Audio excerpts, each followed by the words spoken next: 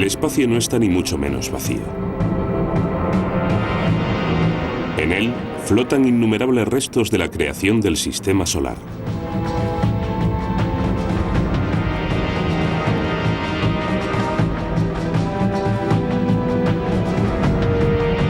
Asteroides y cometas vuelan a toda velocidad alrededor de los planetas y de nuestro Sol. En ocasiones, sus órbitas lo sitúan en el camino hacia una colisión con un planeta, a veces la Tierra.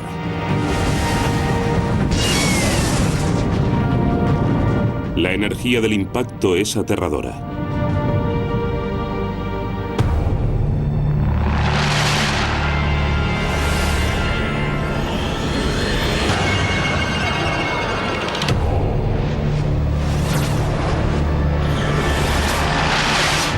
La frontera del universo. Asteroides y planetas.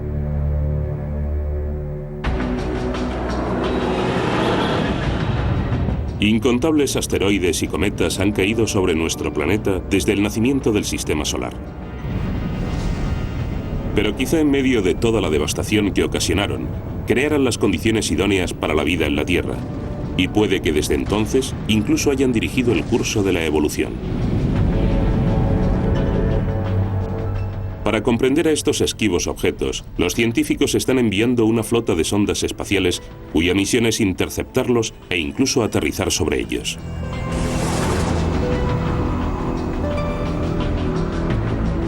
De todos los peligros que existen en el sistema solar, son los asteroides y los cometas los que suponen una mayor amenaza para nuestro planeta. ¿Lograremos dominarlos antes de que nos destruyan?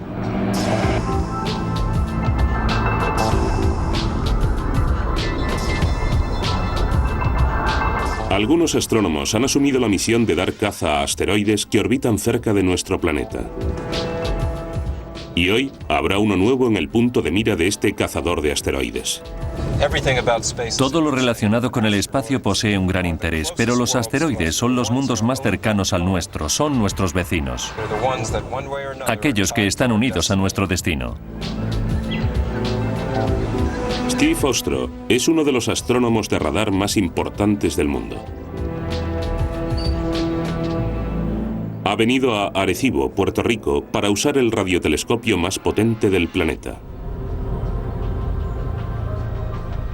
Esta antena de 304 metros de diámetro, construida en una depresión natural del terreno, es la más grande de la Tierra.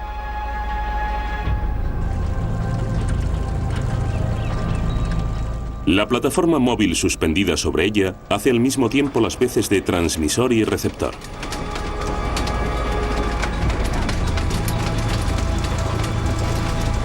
La antena de Arecibo puede usarse como un gigantesco cañón dirigido por radar. La única diferencia es que los blancos se encuentran a millones de kilómetros de distancia. Esta antena nos proporciona más datos respecto a los asteroides que cualquier otro instrumento que haya sobre la faz de la Tierra. Hoy buscaremos un asteroide situado a 5 millones de kilómetros de aquí y mediremos la distancia hasta el objeto con un margen de error de unos 10 metros. La antena gigante enviará una serie de señales de radar de 1 millón de vatios hasta un diminuto punto situado en el espacio. Medio minuto después, el asteroide devolverá un débil eco y se habrá producido el primer contacto.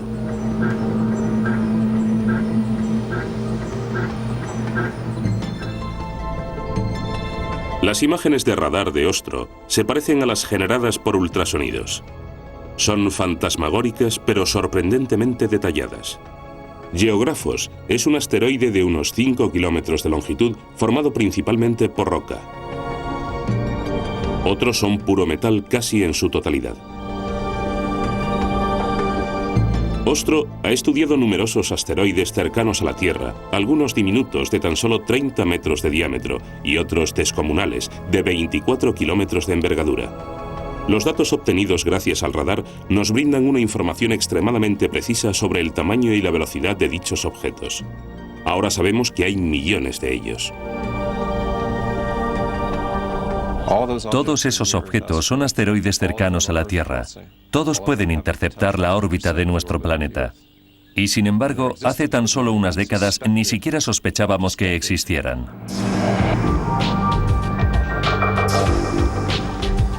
El primer asteroide se identificó en Palermo, Sicilia, hace 200 años.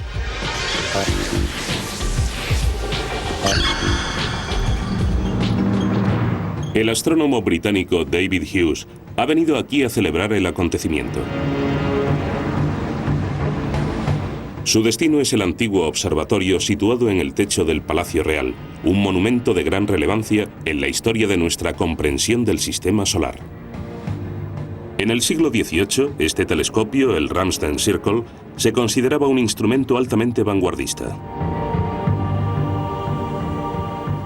Es un instrumento de gran precisión y por aquel entonces, sin lugar a dudas, contaba con una tecnología puntera. Merecía la pena recorrer grandes distancias para mirar por este telescopio solo por su propia belleza.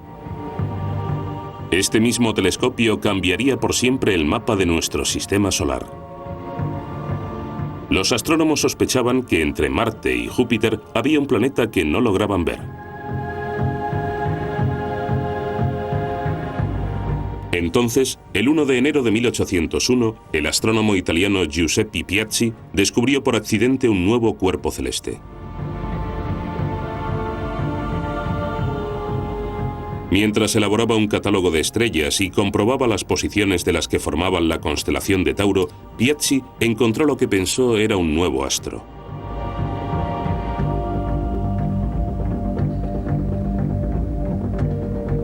Pero al observarlo la noche siguiente, notó que se había movido y comprendió que debía tratarse de otra cosa.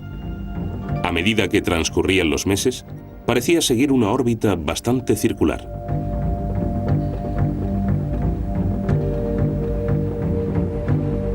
Piazzi anunció que había encontrado el planeta que faltaba y le dio el nombre de Ceres, por la diosa romana de Sicilia. El descubrimiento de Ceres era algo que se esperaba, porque todo el mundo había reparado en la existencia de un vacío en el sistema solar entre Júpiter y Marte. Pero Ceres no se veía con claridad, no era un verdadero planeta, y a partir de 1801 empezaron a hallarse otros cuerpos en esa área de espacio.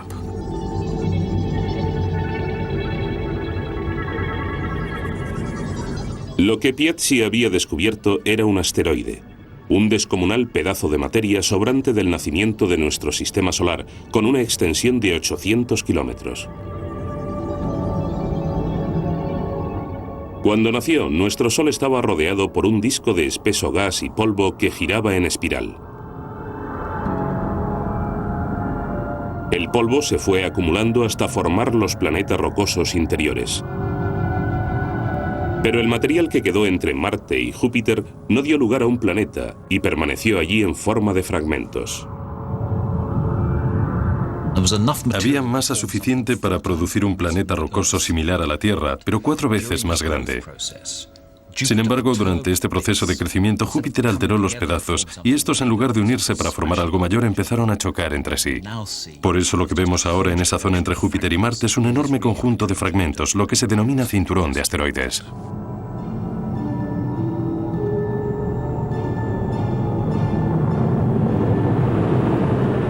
Más allá de la órbita de Marte, a más de 160 millones de kilómetros de la Tierra, se encuentra el cinturón de asteroides, que contiene miles de enormes asteroides en un océano de rocas y fragmentos más pequeños. Hasta no hace mucho, pocos científicos imaginaban que un objeto que flotara ahí fuera hubiera podido situarse a una distancia tan asombrosa de nuestro planeta.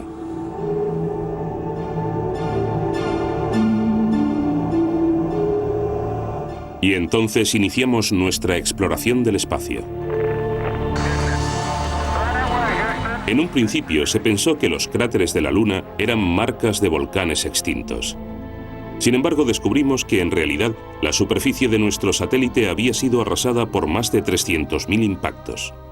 La Luna y la Tierra se encuentran a distancias muy similares del Sol. Por eso sabemos que si todos aquellos asteroides impactaron en la Luna, en la Tierra indudablemente sucedió lo mismo.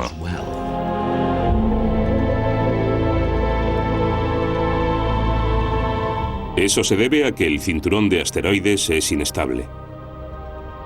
El enorme efecto gravitatorio de Júpiter puede sacar a los asteroides del cinturón y llevarlos a seguir órbitas excéntricas en torno al Sol, pasando junto a los planetas interiores. Y son esos asteroides cercanos a la Tierra los que representan una amenaza para nuestro planeta. Un asteroide normal orbitará más allá de Marte, entre Marte y Júpiter. Pero si Júpiter perturbara su órbita, esta podría quedar así. Entonces, el asteroide se acercaría mucho más al Sol y su órbita atravesaría la de la Tierra, por lo que existiría la posibilidad de que se produjera una colisión entre dicho objeto y nuestro planeta.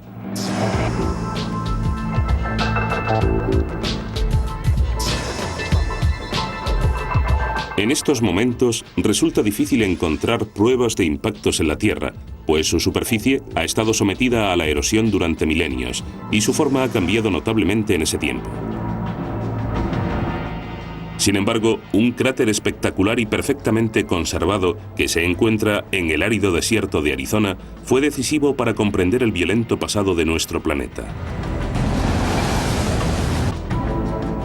Durante un tiempo se pensó que el cráter Meteor o del meteoro era un volcán, pero en los años 50 pasó a considerarse el primer cráter ocasionado por un impacto que se había identificado positivamente en la Tierra.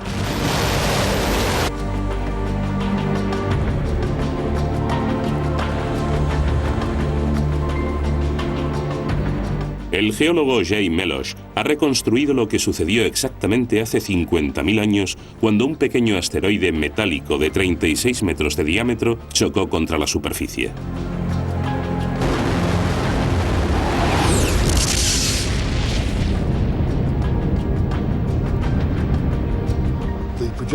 El proyectil llegó aquí a unos 120 kilómetros por segundo, bastante más rápido que la bala de un rifle, pero se encontró con la resistencia de las rocas, por lo que en lugar de atravesarlas, se vaporizó y básicamente explotó.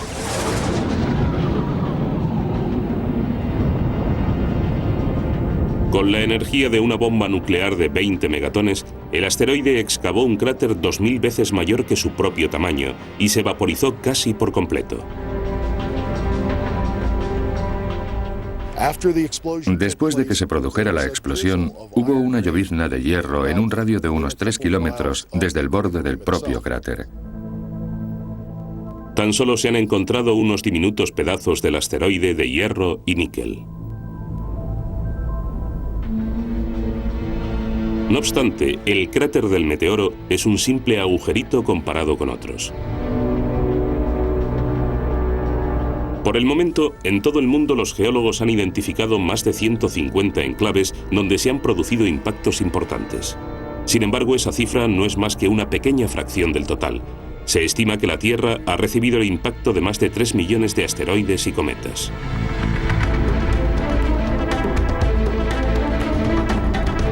Gracias a una hábil labor de investigación, han salido a la luz varios cráteres ocultos, algunos de los cuales son verdaderos monstruos, testimonios de impactos cuyas repercusiones debieron afectar a todo el planeta.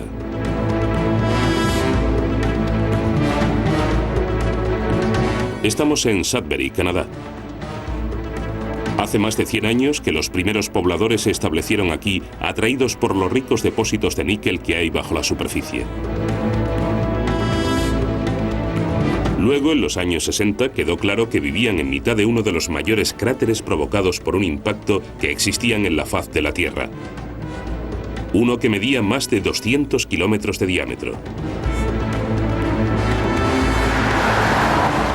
Pero son muy pocos los vestigios que quedan de las paredes de ese cráter, cuyo perímetro está delimitado por un anillo de formaciones rocosas únicas. El geólogo David Kring es uno de los mayores expertos del mundo en la identificación de estructuras de impacto. Fíjense en este magnífico cono astillado.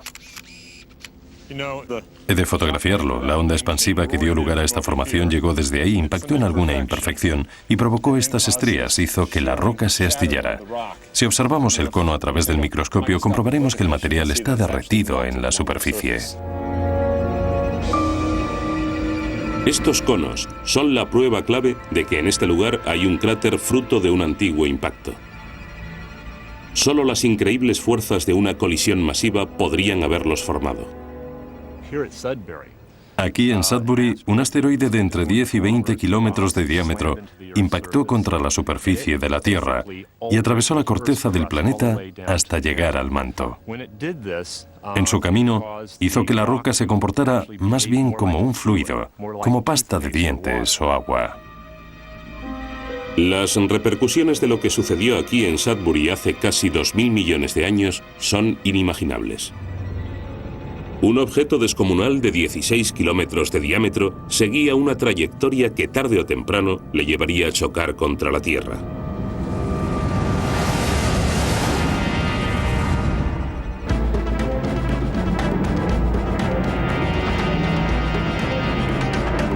El inmenso asteroide pasó junto a la Luna a 112.000 kilómetros por hora.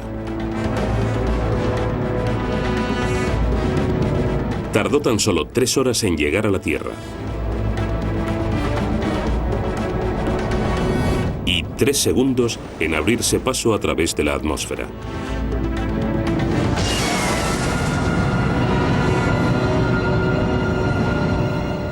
El gigantesco objeto penetró más de 9 kilómetros bajo la superficie. En el impacto, miles de millones de toneladas de roca se vaporizaron y fueron propulsadas a la atmósfera.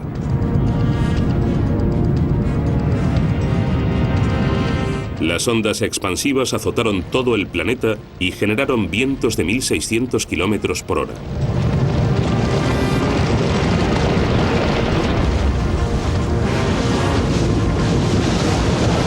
Aparecieron cráteres con paredes de más de 1.600 metros de altura.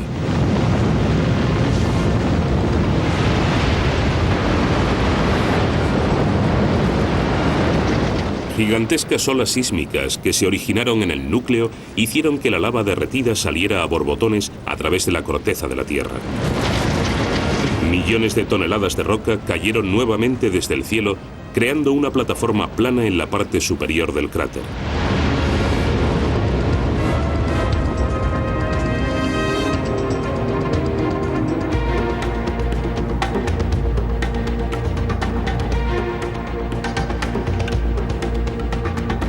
Podríamos volver a vivir un impacto de estas dimensiones, y si eso sucediera, las consecuencias para la raza humana serían devastadoras.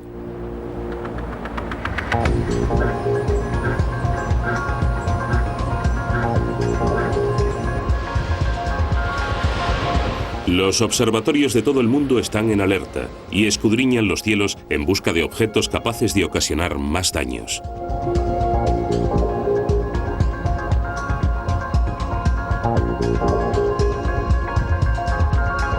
Según el último recuento efectuado, hay al menos 1.000 asteroides de unos 750 metros o más orbitando a una distancia sorprendente de la Tierra. Más de 100.000 tienen el tamaño de un campo de fútbol y 100 millones el de una casa.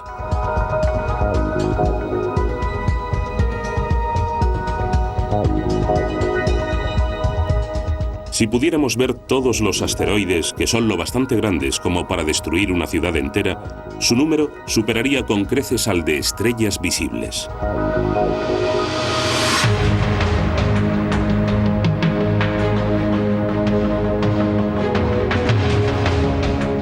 Pero aunque descubriéramos un objeto cercano a la Tierra que se dirigiera hacia nosotros, ¿qué podríamos hacer para evitar un desastre?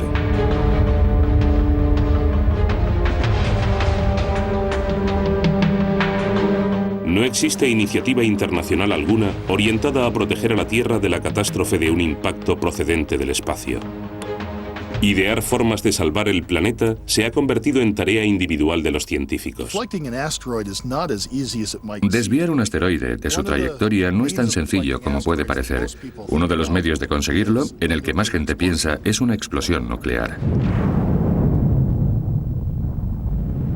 El problema es que de ese modo solo consigues romperlo en fragmentos que a partir de entonces son radioactivos y que pese a todo van a caer al mismo lugar. Un plan más seguro podría consistir en modificar la órbita del asteroide utilizando cohetes para sacarlo de su trayectoria.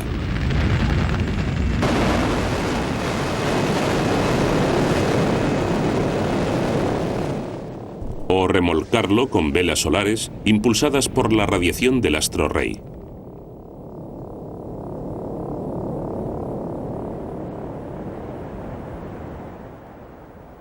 Jay Melosh tiene otra idea notable. Podría ponerse en práctica otra solución utilizando la luz del Sol, que consistiría en canalizarla hacia un punto del asteroide y calentar ese punto hasta que comenzara a vaporizarse. Debido a la reacción del vapor, el asteroide iría saliéndose lentamente de la línea de colisión con la Tierra. En el espacio se emplearía un espejo curvado gigantesco para canalizar la luz del Sol. En un futuro lejano, quizás sea posible aplicar una solución más ingeniosa. Imaginen que esta roca en la que estoy sentado fuera un asteroide. Una manera de moverla de su sitio sería arrancar un pedazo de la misma y lanzarlo a gran velocidad. Ese empuje me da un poco de movimiento en la dirección opuesta. Y si cojo otra roca y la lanzo en esa dirección y repito la misma operación con una roca tras otra y tras otra, terminaré sacando a mi asteroide de la trayectoria de colisión con la Tierra. Quizá nos parezca que modificar la órbita de un asteroide gigante que se desplaza a toda velocidad por el espacio es una tarea imposible. Pero ya hemos dado el primer paso para lograrlo. Nuestra exploración de los asteroides cercanos a la Tierra comenzó en 1996 con el lanzamiento de una misión espacial muy particular.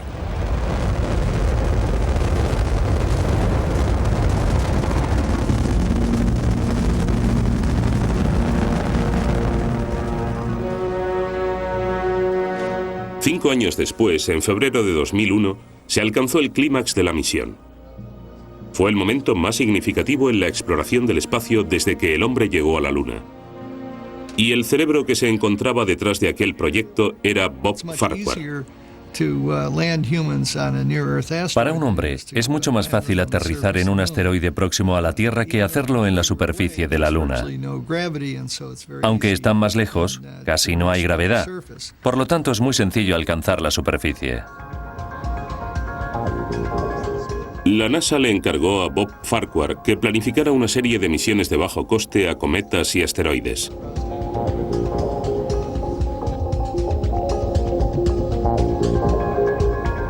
Para aquel encuentro concertado en un asteroide, su sonda fue cobrando velocidad a lo largo de su viaje alrededor de la Tierra gracias a las ingeniosas órbitas del tirón gravitacional.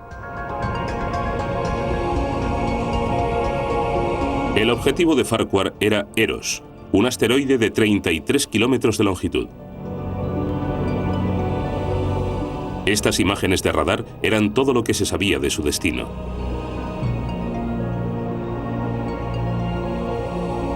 En febrero de 2000, por fin la sonda comenzó a orbitar alrededor del Eros. Durante el siguiente año transmitió más de 1 millón de imágenes de alta resolución.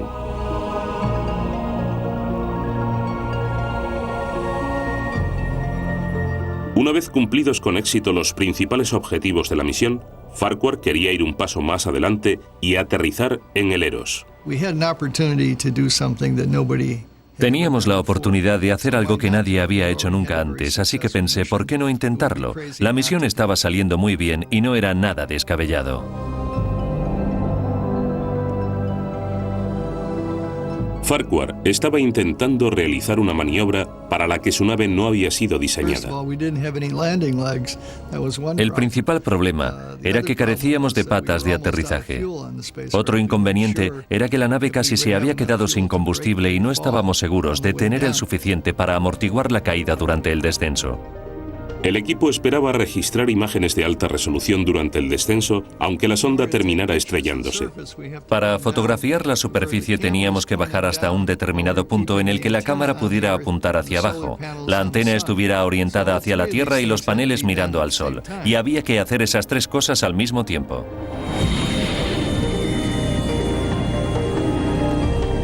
El 12 de febrero de 2001 iniciaron el descenso. Mientras bajaba, la sonda envió 69 imágenes, las más detalladas que se habían visto jamás de un asteroide.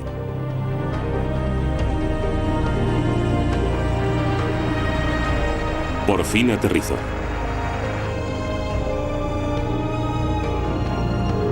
El equipo de Farquhar había completado el aterrizaje robótico más suave de la historia del espacio.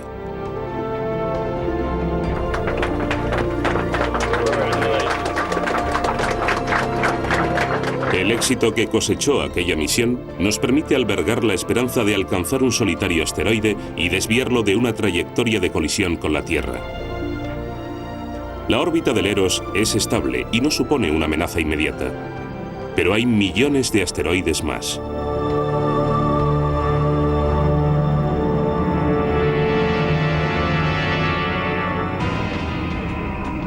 Los objetos que caen del espacio representan una amenaza continua para nosotros, algo que nos hacen tener presente día a día los pequeños asteroides llamados meteoritos que se queman al entrar en la atmósfera de la Tierra. Estos fragmentos fueron captados con una cámara en el cielo nocturno de Langley, Virginia, en los Estados Unidos. Este enorme meteorito pasó sobre las rocosas en 1972. Atravesó la atmósfera superior antes de rebotar y regresar al espacio. Si hubiera caído a Tierra, podría haber destruido un pueblo o una ciudad. Uno de los peores sucesos que nos recuerda los peligros a los que nos enfrentamos tuvo lugar en Tunguska, Siberia, en 1908. Un objeto de 60 metros de diámetro explotó a 8 kilómetros de nuestro planeta, asolando más de 1.600 kilómetros cuadrados. Puede que fuera un asteroide cercano a la Tierra o quizá un cometa. Aún no lo sabemos.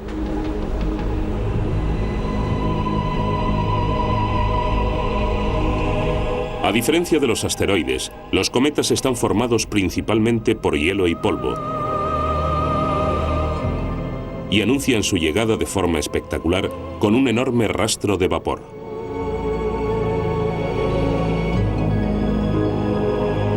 Los que han visitado más recientemente el sistema solar interno son el Hyakutake en 1996 y el Hale-Bopp en 1997.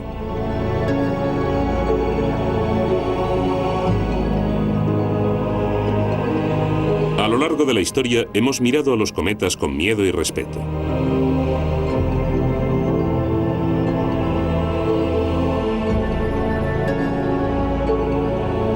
Más tarde, en el siglo XVII, Edmund Halley afirmó que los cometas eran objetos del sistema solar que giraban en torno al astro rey, describiendo largas órbitas elípticas.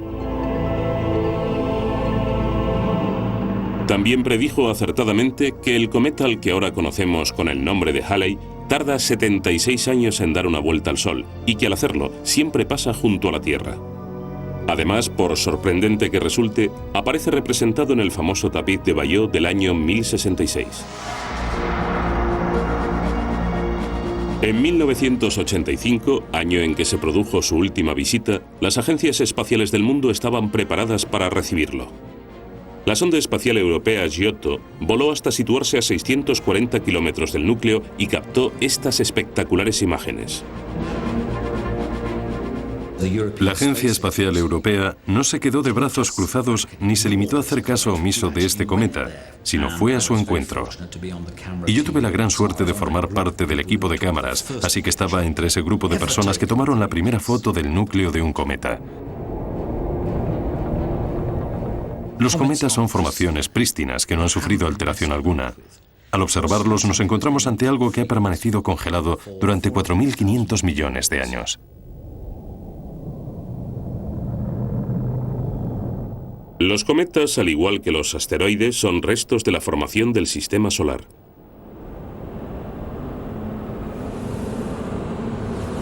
La gravedad de los planetas recién nacidos expulsó hacia el exterior con gran violencia una tormenta de polvo helado.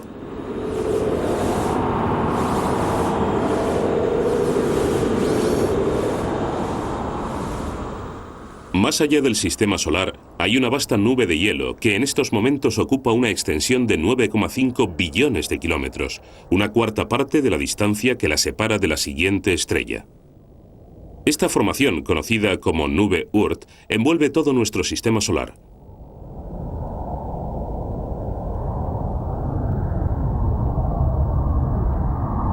Cada partícula de la nube Oort es un cometa latente. Puede haber más de 1 trillón en menos de 2 kilómetros. Se mueven tan despacio que les lleva 30 millones de años orbitar alrededor del Sol. Pero a medida que nuestro sistema solar se mueve por el espacio, el efecto gravitatorio de las estrellas vecinas cambia. Esto influye en el equilibrio de la nube Oort y por tanto varios cometas emprenden su camino hacia el Sol y los planetas interiores. El cometa Halley inició su viaje hace 2 millones de años cuando aparecieron los primeros humanos sobre la faz de la Tierra y tardó 1 millón de años en alcanzar la órbita de Neptuno.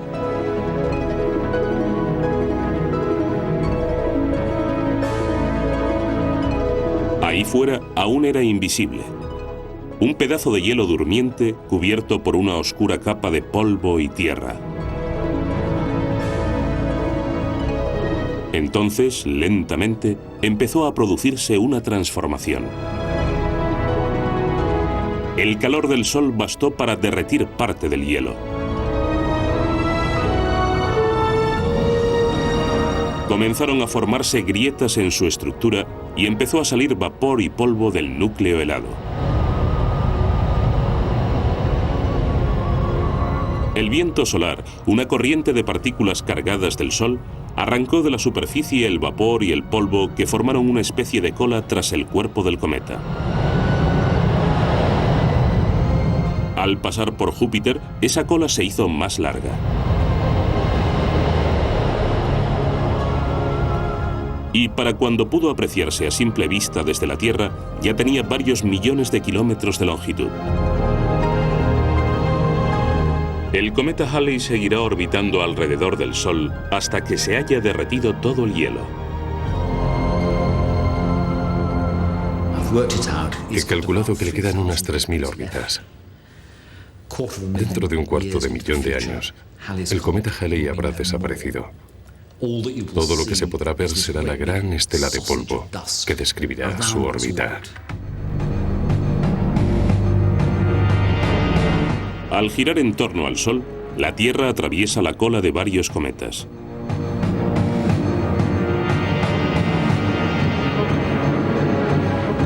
Cuando pasan a través de la atmósfera de la Tierra, las partículas de dichos cometas comienzan a arder y despiden un resplandor.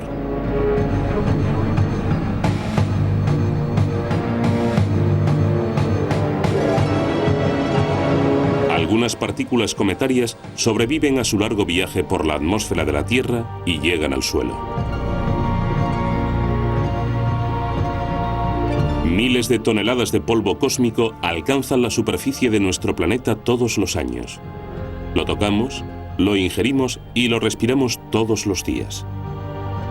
Y ahora parece que ese polvo podría haber desempeñado una función de notable importancia en los primeros momentos de la historia de la Tierra, en la creación de la vida.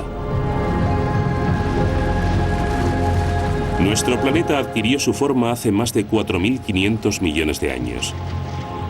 Durante los 700 millones de años que siguieron, tanto la Tierra como la Luna hubieron de resistir el bombardeo de incontables asteroides y cometas. La joven Tierra era un entorno infernal en el que los frágiles ingredientes necesarios para dar lugar a la vida jamás podrían haber sobrevivido.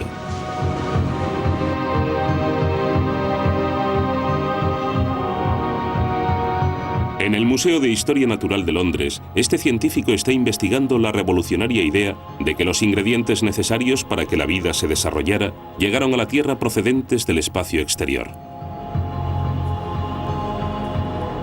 Matthew Genge es un experto en polvo cósmico. El polvo cósmico puede sobrevivir al paso por la atmósfera de la Tierra. Esas partículas que viajan a velocidad más lenta no solo no se queman, sino que llegan a la superficie de nuestro planeta donde podemos recogerlas para estudiarlas. Matt estudia el polvo cósmico recogido de entornos no contaminados como la capa de hielo de la Antártida. Aquí los científicos toman muestras puras de polvo cósmico originarias de la formación del sistema solar. La Antártida es un lugar muy limpio en el que soplan vientos de gran fuerza procedentes de los polos. Si derretimos el hielo, muchas de las partículas de polvo que encontraremos tendrán su origen en el espacio, serán polvo cósmico.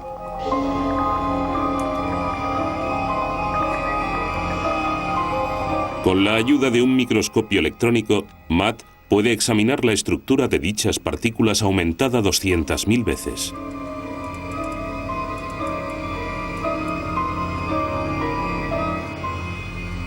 Eso le permite remontarse a los orígenes de su historia de miles de millones de años de antigüedad. Podemos afirmar que muchas de las partículas son extraterrestres. En ellas se aprecian leves indicios de haber estado sometidas a una fuente de calor en la atmósfera. Esta de aquí en especial, en la que se aprecian esas líneas redondeadas, está hinchada debido a las burbujas de gas que se formaron en su interior. Matt ha descubierto que muchas de las partículas son ricas en compuestos de carbono, la materia prima de la vida en la Tierra. Parte del carbono que contienen presenta exactamente la forma necesaria para que la vida disfrutara de una cierta ventaja. Tenemos moléculas complejas como los aminoácidos, que es frecuente hallar en las proteínas, y los ácidos básicos y azúcares habituales en el ADN. La imagen que comienza a perfilarse es la de que los bloques de construcción básicos de la vida pudieron originarse en el espacio interestelar.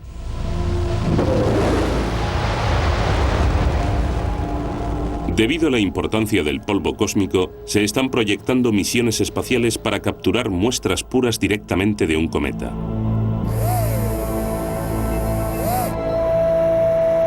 En 2004, la sonda espacial Stardust de la NASA intentará llegar al cometa Bild 2. La nave está especialmente diseñada para recoger polvo de la cola del cometa con el fin de traer a la Tierra muestras para su análisis. Pero si realmente el polvo cósmico aportó los ingredientes necesarios para que la vida floreciera en nuestro planeta, seguiremos estando ante un misterio. ¿Dónde, en medio de la violencia de la primera fase de la Tierra, lograron sobrevivir esos frágiles materiales?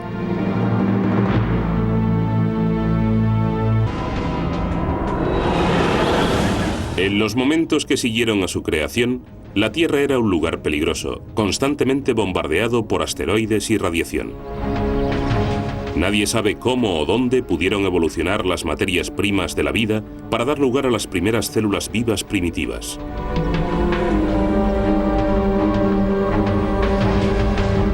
Ahora, en el fondo de un antiguo cráter, David Crane ha descubierto varias rocas en las que cree podría encontrarse la clave del lugar en el que quizá se originara la vida. Cuando tiene lugar un impacto, se deposita una cantidad tremenda de energía en la corteza de la Tierra, y eso básicamente se manifestaba en forma de calor. Ese calor hace que el agua y otros fluidos de la corteza terrestre circulen, y esos sistemas son exactamente la clase de sistemas en los que la química prebiótica puede evolucionar para crear vida. Y de hecho, en realidad, es la clase de entorno en el que las formas de vida más primitivas de la Tierra hubieran evolucionado. Estas fuentes hidrotermales habrían estado protegidas en profundas fisuras a salvo de la intensa radiación y de los bombardeos que tenían lugar en la superficie. Cuando se produce el impacto, se deposita una cantidad tremenda de energía en la corteza de la Tierra, que básicamente se manifiesta en forma de calor. Este calor hace que el agua y demás fluidos de la Tierra se modifiquen. Aquí podemos ver una veta que recorre la roca. Esta veta se formó cuando los fluidos atravesaron la roca y crearon esta textura como de encaje. Estos sistemas hidrotermales pueden sobrevivir de 100.000 a 1 millón de años, lo que le da a la vida una gran oportunidad para sobrevivir en esos sistemas. Puede que tanto cometas como asteroides hayan desempeñado una función decisiva en la creación de vida en la Tierra. Pero el letal periodo subsiguiente a los terribles impactos también pudo ser crucial para la posterior evolución de la vida. Y encontramos pruebas de la veracidad de esta afirmación en todo el planeta. En la isla de Sucia, al noroeste de la costa de los Estados Unidos, las capas de roca revelan un increíble acontecimiento de la historia de nuestro planeta.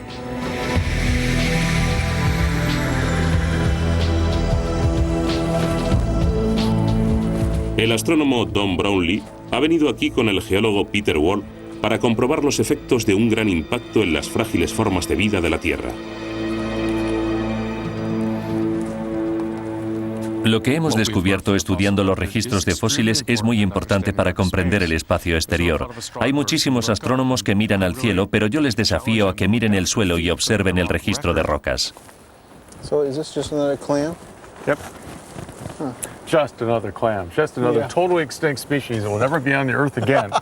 That's right. But just another clam. That's right. En estos antiguos estratos de roca ricos en vida marina fósil, de repente desaparecen muchas de las especies,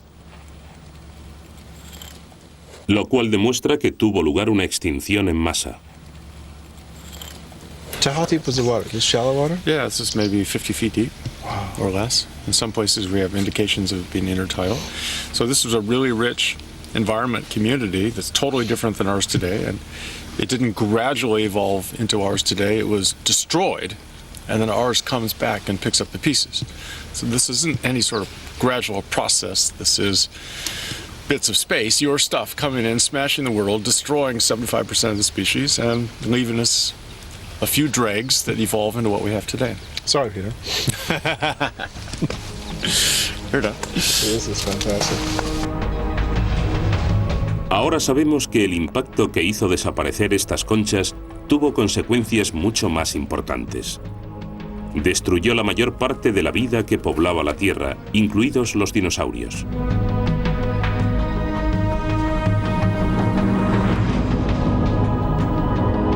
El citado impacto tuvo lugar hace 65 millones de años en Chicxulub, en el Golfo de México.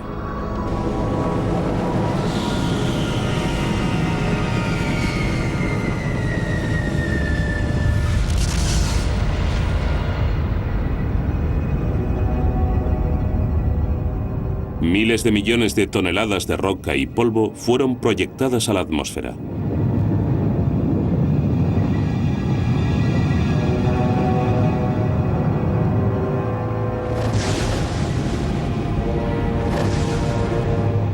Varias horas después, gigantescas rocas llovieron por todo el planeta.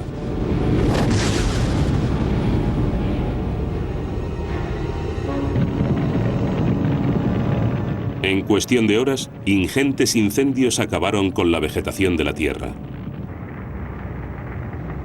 La temperatura de la superficie aumentó cientos de grados. El humo se unió a las cenizas derivadas del impacto y ambos bloquearon el paso a la luz directa del sol durante años. Pronto las temperaturas cayeron en picado. Puesto que eran muy pocas las especies capaces de sobrevivir a este invierno cósmico, la evolución de la vida de repente tomó un nuevo rumbo.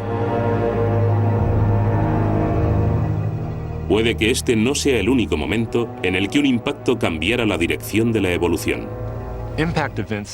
Los impactos de dimensiones similares al que dio lugar a Sudbury o al que formó Chicxulub suelen producirse como media cada 100 millones de años. Sabemos que durante el periodo de vida compleja en la Tierra deberíamos haber sufrido 5 o 6 impactos de esa relevancia. Casualmente, vivimos 5 importantes extinciones masivas y por eso una de las hipótesis que estamos investigando es la de que esos impactos se correspondieran siempre con las extinciones. Los fósiles de criaturas exterminadas por las extinciones en masa de los últimos 500 millones de años pueden datarse gracias a los estratos de roca en los que fueron hallados. Si los geólogos logran hacer coincidir esas fechas con las de los grandes impactos, podremos afirmar con total seguridad que los asteroides y los cometas han sido algunos de los factores más importantes para la evolución de la vida.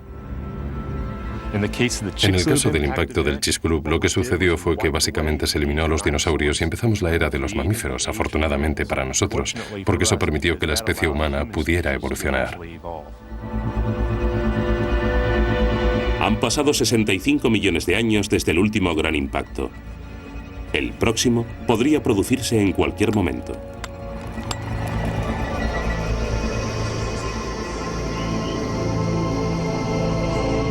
Los astrónomos del Observatorio de Arecibo nos están ayudando a vigilar esa amenaza procedente del espacio y escudriñan los cielos para recabar más información sobre esos asesinos invisibles. Tan solo el radar puede revelarnos con exactitud cuáles son sus órbitas y su tamaño. Esta noche, Steve Ostro espera obtener las primeras imágenes de un mundo descubierto recientemente, el asteroide KW4. Efectuamos la transmisión y medio minuto después recibimos los primeros ecos que se prolongan durante ese mismo tiempo. Luego nos pasamos la noche entre transmisión y recepción aumentando la fuerza del eco y transformándolo en imágenes del objeto.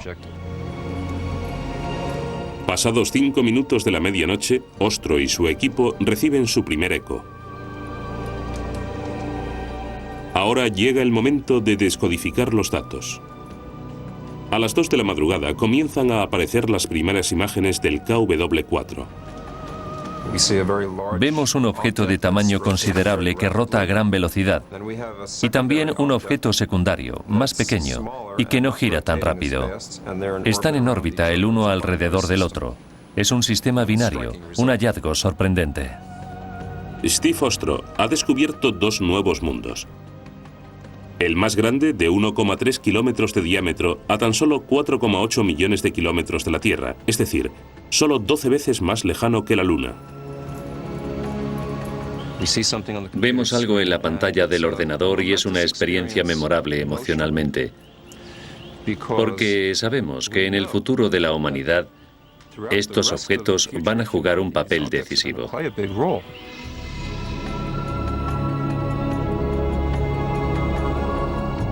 Mucha gente cree que los asteroides son la clave para que las exploraciones humanas profundicen aún más en el espacio.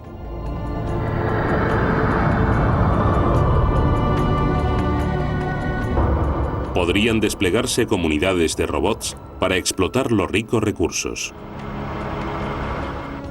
Luego seguirían los asentamientos humanos. Steve Ostro cree haber encontrado varios asteroides apropiados para ser colonizados.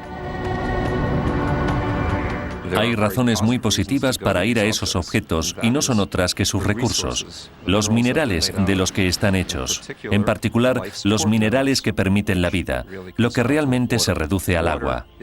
El agua es vital para que la fantasía de que el hombre viva en el espacio se haga realidad. Mientras los asteroides en los que se hayan establecido recorren el espacio, estas remotas colonias humanas realizarán viajes increíbles por el sistema solar. Existen millones de lugares distintos esperando a que los exploremos. Esperando pacientemente, aunque no con infinita paciencia, porque en algún lugar ahí fuera hay un objeto cuya órbita le encamina a colisionar con la Tierra en algún momento, y no sabemos cuándo. En cualquier caso, y aunque descubriéramos que un asteroide o un cometa se dirige a la Tierra, ¿estaríamos preparados para hacerle frente? ¿Podríamos evitar una colisión?